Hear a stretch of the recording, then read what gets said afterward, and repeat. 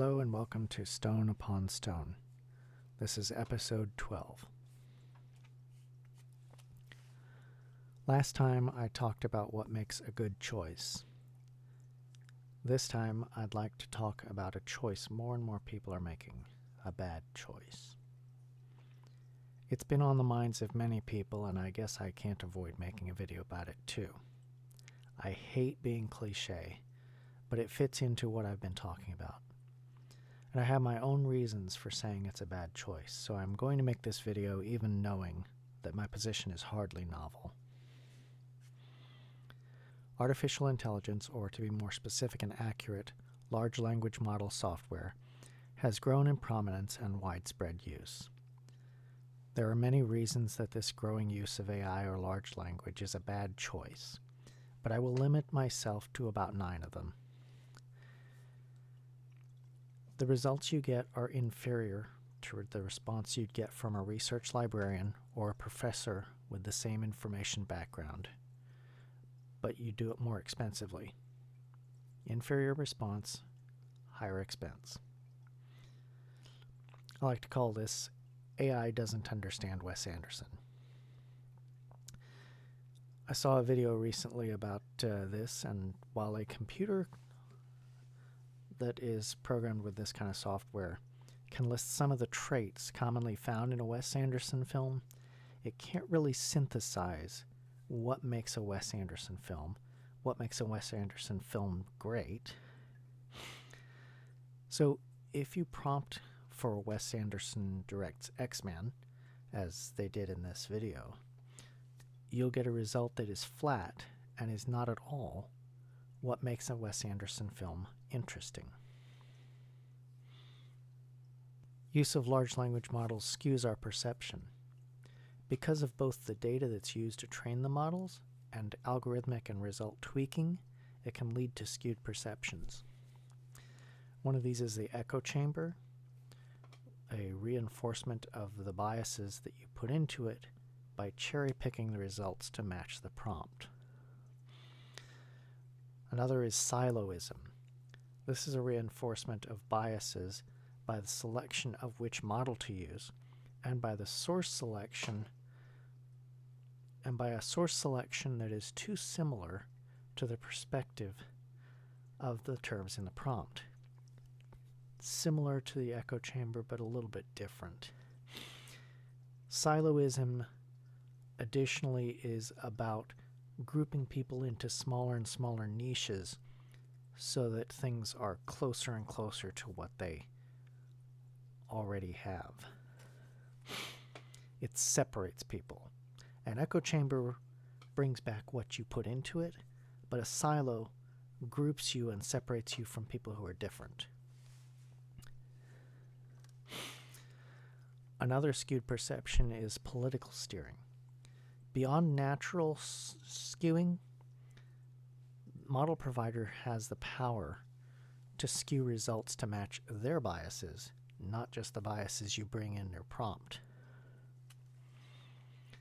Another danger of large language models is AI hallucinations. AI can hallucinate through a number of things, including tone deafness, where the model may provide a result that is accurate enough but in poor taste at best, or take satire as serious at worst. Consider what would happen if a large language model included training data from A Modest Proposal.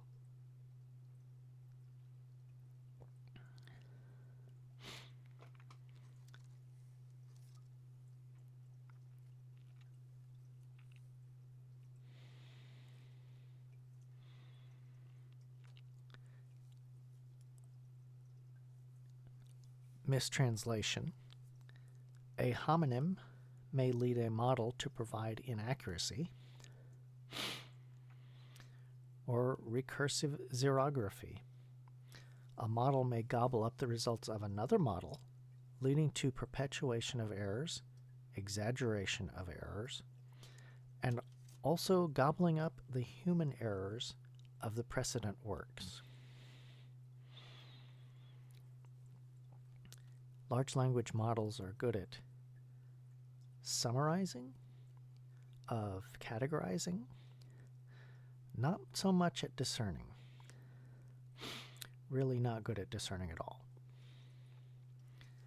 Another danger of large language models is specification gaming. Specification gaming can lead to problems such as a local maximum, where you reach a hilltop and claim that it's the top of the world, when there is a higher hill just a mile away that you would have to go through some lower terrain to reach. Search for local maximum if you'd like some more information about this kind of thing. Another danger of specification gaming comes in this form of corrupted wish, where the results that you get match what you wanted, but not in the way that you wanted them to match. Specification gaming comes sometimes from laziness in how the models are trained, which leads to worse outcomes than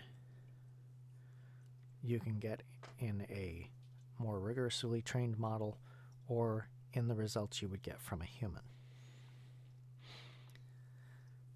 Specification gaming can also come from unconsidered possibilities allowed by the specification.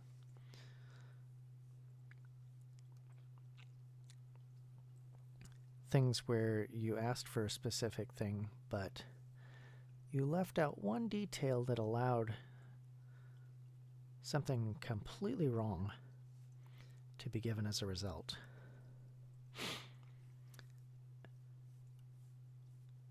And another is missing cultural criteria. And this gets to the heart of why we get such poor results from large language models. People are very quick to tout how smart computers have become, but they haven't really. This isn't AI, not really. It's not the science fiction idea of intelligent machines that have agency. It's simply a program that is made in such a way that the innards, and thus the outputs, are not well understood or predictable. A poorly trained algorithm can yield deadly results. Like the machine compiled, I do not say written, for it did not write the book, but compiled the material in a new way from its training sources, a book about foraging that urged readers to taste unfamiliar mushrooms to see if they are toxic. Don't try this. It'll get you dead like as not. This trend also discourages creative attempts because the use of these tools precludes the necessity for innovation on the surface. So there's no more incentive to do more with less. There's little incentive to use practical effects in favor of CGI. But it was those practical effects that led to some creative solutions. It was doing more with less that led to creative solutions that gave us some of our greatest pieces of film and some of our most interesting stories.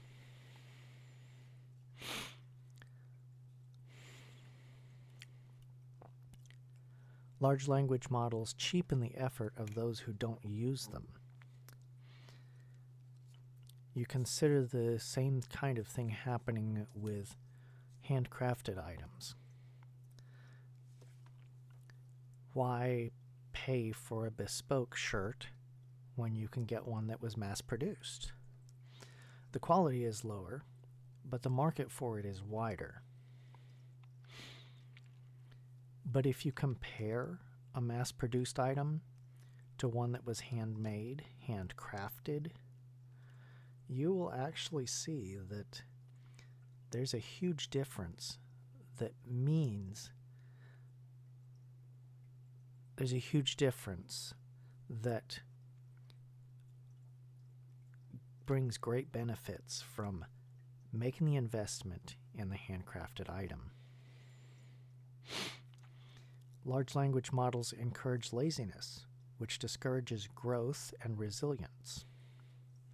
Some years ago, Ann Landers wrote, "What the majority of American children needs is to stop being pampered, stop being indulged, stop being chauffeured, stop being catered to.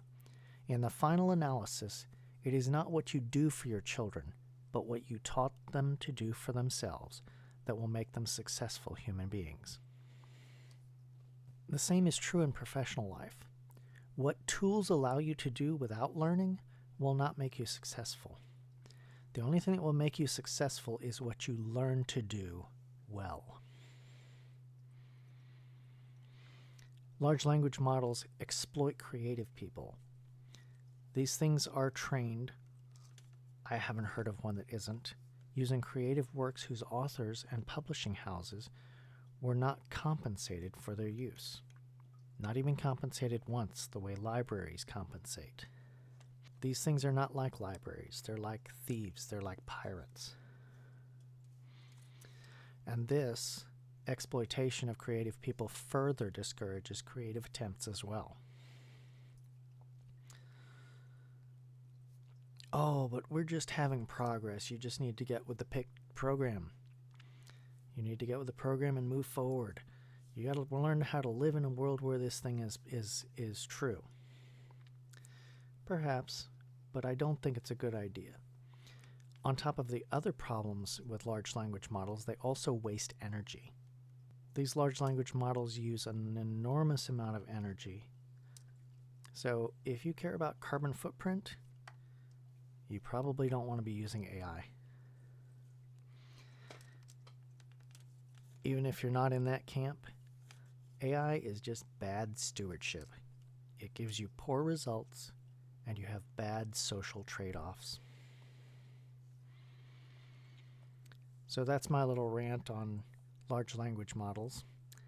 Next time, we're going to talk about terms and conditions apply.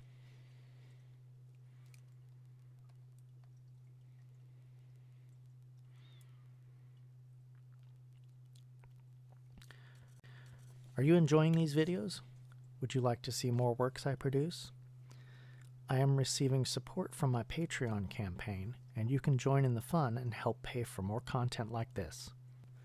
My patrons have access to all the videos in this series, to early access to some content, and to behind-the-scenes posts relating to my serial novel projects.